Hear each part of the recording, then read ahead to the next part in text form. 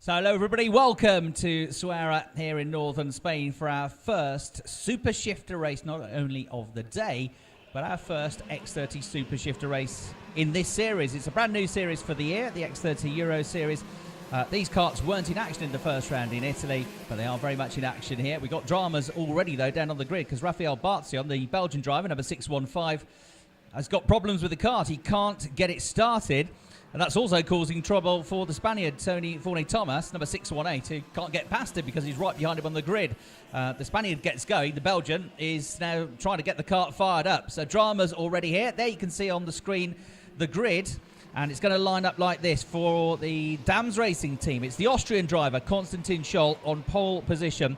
He was only 0.13 seconds quicker than Gerard Cebrian, who starts alongside him, the Spanish driver for the LTP competition team. On road 2, we've got Rinus van Kalmthout, the RR Racing driver. Rinus has been a front runner in European Rotax racing. He's moved to X30s this year, and he's going to be moving into car racing next year. It was recently announced as he went to Indianapolis that he's going to be racing in the US FF 2000 Championship next year.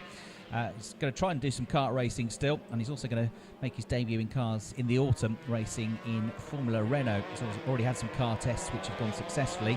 Rinus then, a very quick young driver. He comes from the Netherlands, and he was on the podium in Italy, but racing in the super category. It's his debut in the shifter category, and he's been quicker than anybody in the practice sessions, but come qualifying yesterday, he couldn't quite get it together as the temperatures went up. So Konstantin Scholl is the driver that just got pole position.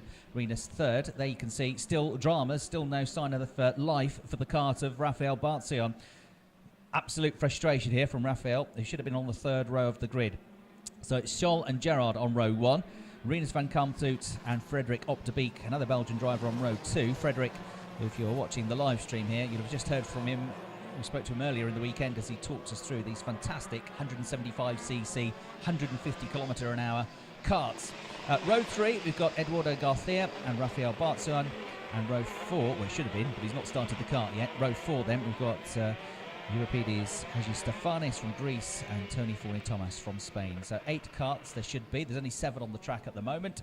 It will be a 9-lap race. I'm Chris Hartley here in the commentary box at the circuit trackside for you, talking to everybody that's here listening at the track itself and also online via Telemundi TV and the website telemundi.com if you want to catch up with all of the races. They're also all put up onto the website and onto YouTube a day or so after the race weekend finishes. So if you don't get a chance to watch the races and you're here racing this weekend, you can watch them later on. Now, somebody pulling off the circuit there, I reckon, was Konstantin Scholl with dramas. The pole sitter just caught wind of the kart pulling off at the side of the circuit, and I reckon it was. So we're missing a couple of karts, including our pole sitter here.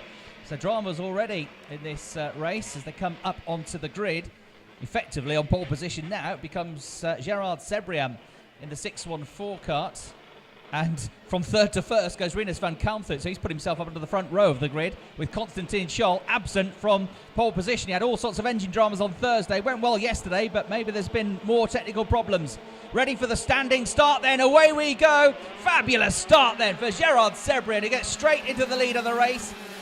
Effectively from the front row of the grid, promoted up to second, if you like, then was Rinus van Kalmthout, but the Dutch driver not able to get past the Spaniard, who was off like a rocket. Perfect start for Cebrian, who has been in the top 3 in all of the practice sessions, and in qualifying yesterday, only 13 thousandths away from pole position. So Rinus van Kalmthout settles into second place. Then it's Frederik Op de Beek in third position, and then we've got Eduardo Garcia, who didn't go that well in warm-up this morning, but has gone pretty well in most of the practice sessions. It's going to be a change for second place, though, because Rinus van Kalmthout comes under attack and loses the position to Frederik Op de Beek. Frederik was quickest this morning in warm-up. We've got dramas as well. You can see down below me, onto the start-finish track, picking up his chain by the looks of it, is number 618, Tony Forney-Thomas. So his kart has stopped as well off the line, and he's pushed it to the side of the track and walks away. He gets his chain off the circuit as the race leader comes through at the end of the first lap. There in the background, you can just see with the yellow helmet, Konstantin Scholl pushing his kart to the paddock. So it doesn't look like he's able to get it fired back up. The leader of the race then in this slightly depleted field now is Gerard Cebrian. Rinus van Kalmthout and Frederik Op de Beek still fighting over second place. In fact, second, third, fourth and fifth are all together with Garcia and Stefanis in the mix as well. We've lost Scholt, we've lost Barsoen before he even started and got onto the track, and we lost Thomas Forney with a flung chain. So 3 of the 8 have gone. Look at the lead for the Spaniard, though. He was 1.2 seconds clear at the end of the first lap, and he is a tenth quicker than anybody in the first sector as well. So Gerard Cebrian on a real mission here, flying along and looking at this stage unchallenged. And we've got Van Kalmthout and Op de Beek battling over second place, but that gap is beginning to open up now. There you can see the 617 car, the white firing, the white side pods in second place. That is Venus Van Kalmthout, who in the first 2 practice sessions yesterday was 4 tenths quicker than anybody, but as the track temperature and the air temperature rose, he seemed to struggle a bit more and more with the setup. But of course he's new to these karts. He's not new to the circuit, but he's new to these karts and won't perhaps have quite so much background knowledge as somebody like Gerard Cebrian, the race leader. So, having said that, Rinus Van Kalmthout has just set the fastest lap of the race, so he is starting to come after the leader, albeit just 1/10 of a second quicker, but the gap down to 1.2 seconds now. Rinus Van Kalmthout gets it down a bit more through the first part of the lap as well. You can see on the screen the gap's down to 1.1 seconds. There's 3 tenths clear of Frederick Op de Beek in third place. Eduardo Garcia in fourth place is a further 3 tenths back. And then at the back of that train now is the Greek driver Evripidis Stefanis, who's a very experienced driver, but not in these types of karts. He formerly raced in DD2. In fact, Lynn Guidel, who is one of the founder members of the RGMMC organisation that run these meetings, was telling me earlier he was part of their first ever race meeting back in 2003 in Italy. He was one of the drivers that raced in the first ever meeting organised by the RGMMC in the Rotax categories. He's done some car racing as well. You'll hear from him later on in the weekend. He's raced in tin tops, in Seats. He's done some endurance racing as well, but he loves kart racing and he wants to come back and do this whenever he can. He's in his mid-40s, but still pretty quick, as you can see. The fastest lap of the race now belongs to Frederick Op de Beek with a 61.1 second lap. Pole time yesterday was a 60.7, so about 4 tenths of a second away from that. The very fastest laps that we've seen so far this weekend came in practice yesterday morning from Rinus Van Kalmthout, who did a 60.3 second lap, so not quite at that sort of pace yet. But Gerard Cebrian is leading the race. The gap is coming down. It was 9 tenths of a second at the last time check. It's now 8 tenths of a second.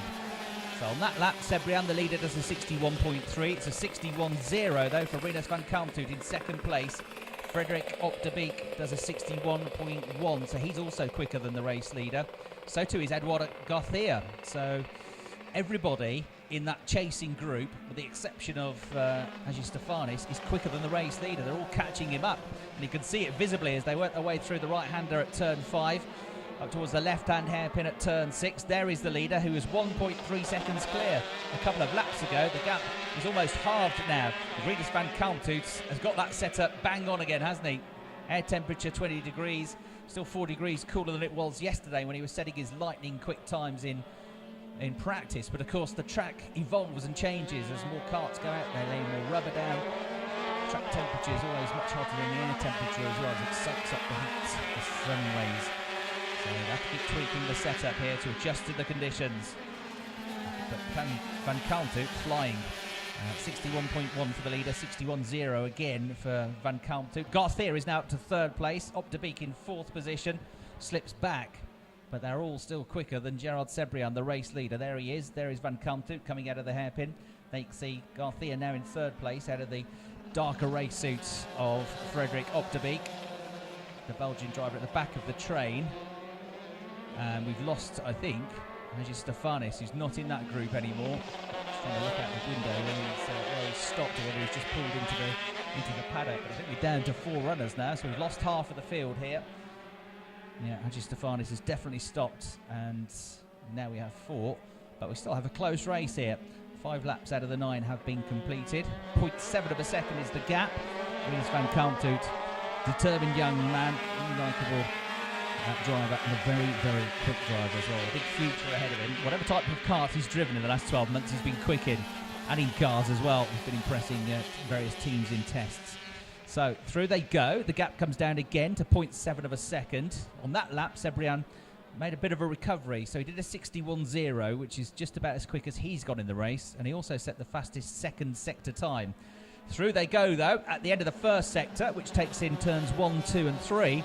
It's Rinus van Kalmthout who sets a new fastest first sector time, and he's gained more than 0.2 of a second in that one sector alone. And the closer he gets, the more it motivates him to close on to the race leader. And the race leader is now going to start to hear the whine of the 175cc engine of Rinus van Kalmthout in the back of his eardrums, because the Dutchman is almost with him. So there are the top two. The gap from third to fourth is growing by about 1/10 of a second. So Frederik Op de Beek about 3/10 back now in fourth place. There is Rinus van Kalmthout then making his way onto the start-finish straight. 7 laps complete, 2 to go. The gap down to half a second now. Fastest lap of the race for Rinus van Kalmthout. 60.770. That's as quick as they went in qualifying now. Or almost as quick as they went in qualifying, and he's getting quicker and quicker as the race goes on. So homing in on the leader. On that lap alone, he took a whopping 0.3 of a second out of Cebrian's advantage.